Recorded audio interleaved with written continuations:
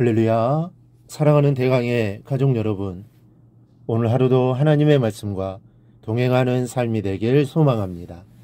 오늘 함께 나눌 하나님의 말씀은 사도행전 27장 20절에서 22절 말씀입니다. 여러 날 동안 해도 별도 보이지 아니하고 큰 풍랑이 그대로 있음에 구원의 여망마저 없어졌더라.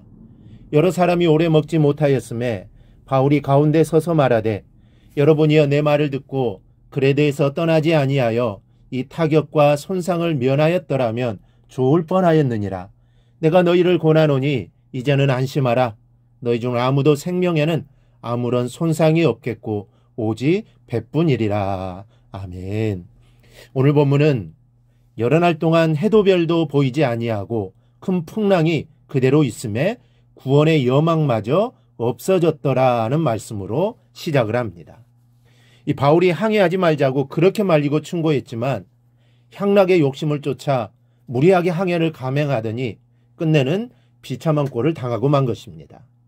피할 수 없는 거친 바다와의 한판 승부를 목숨 걸고 버리지 않으면 안 되는 절대절명의 순간에 빠져들고 맞았습니다. 그런데 살아날 수 있는 기미가 전혀 보이지 않는 이 절대절명의 순간에서도 하나님의 사람 바울은 달랐습니다. 바울은 어려움을 겪고 있는 자들에게 소망의 메시지를 선포하고 있습니다. 배는 손상되겠지만 그러나 아무도 죽지는 않을 것이라는 겁니다. 이렇게 위기를 자초한 자들에게까지 소망을 주는 본문의 내용에서 우리가 배워야 할 것이 있습니다. 먼저는 소망은 하나님의 사람을 통하여 온다는 것입니다. 소망은 하나님이 주십니다. 모든 소망의 근원은 하나님이시기 때문입니다. 그런데 하나님이 소망을 주실 때는 언제든지 하나님의 사람을 통해서 주십니다. 이스라엘에게 가나안의 소망을 주실 때에는 모세를 통해서 주셨고, 블레셋과의 전쟁에서의 승리의 소망은 다윗을 통해서 주셨습니다.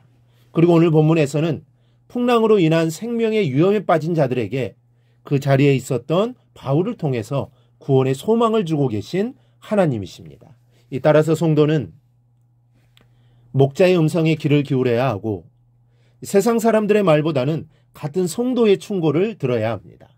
그런 사람들을 통하여 하나님이 소망을 주시기 때문입니다. 그런데 성도들의 실제 삶이 그렇지를 않습니다. 목사가 권면해도 성도가 위로하고 충고해도 듣는 척하는 것 같지만 세상 사람들의 말에 더 귀를 기울이고 세상 사람들이 말하는 세상적인 방법을 쫓아 문제를 해결하려고 드는 사람들이 많습니다. 그러나 오늘 성경은 하나님의 사람들의 말을 들으라고 경고합니다. 이 목사의 말만 들으라는 것이 아닙니다. 어려울 때는 반드시 목사를 포함해서 같은 믿음의 길을 가는 교인들을 통해 주시는 하나님의 소망의 음성에 귀를 기울이고 들으라는 것입니다. 하나님의 사람들을 소망의 메시지를 전하는 통로로 이용하시기 때문입니다. 사람의 말을 듣는 사람처럼 어리석고 불쌍한 사람이 없습니다. 그 결국이 사람의 말을 듣는 순간 이미 파국으로 결정지어지기 때문입니다. 그 증거가 바로 오늘 본문에 있지 않습니까? 이 바울을 제한 나머지 일행들이 하나님의 사람 바울의 말을 듣지 않고 사람의 말을 들은 결과가 무엇입니까?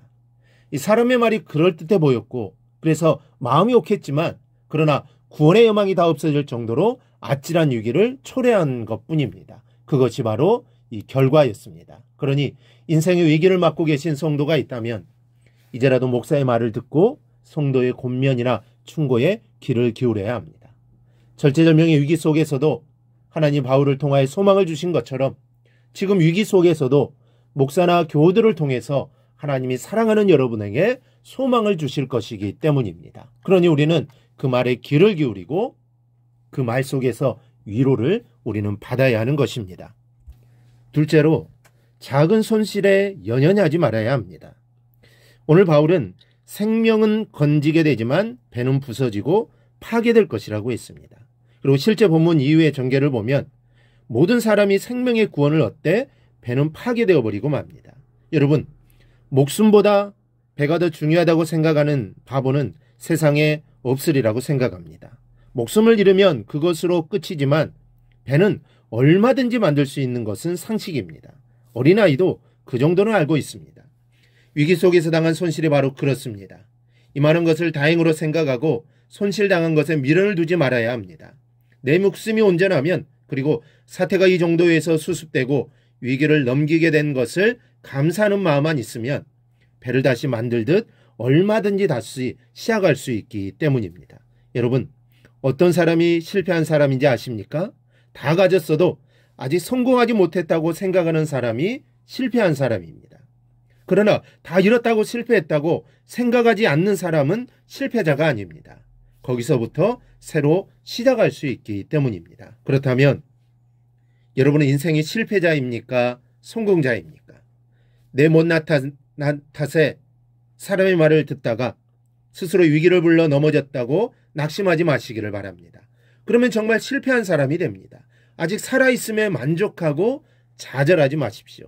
이제부터라도 하나님의 사람들을 통하여 주시는 하나님의 충고에 귀를 기울이시기 바랍니다. 하나님의 말씀에 귀를 기울이시기 바랍니다. 그리고 잃어버린 것에 연연하지 않고 새로 시작하는 성도들이 되십시오. 그러면 소망을 주신 하나님이 우리의 소망이 되어주시는 것입니다. 우리의 길을 인도해 주실 것입니다. 그러면 우리는 다시 일어날 수 있고 다시 시작할 수 있습니다. 여러분, 우리의 소망은 오직 하나님이고 또 말씀입니다. 그러니 늘 말씀의 귀를 기울여야 하고 늘 말씀을 묵상하며 살아야 합니다. 그래야 삽니다.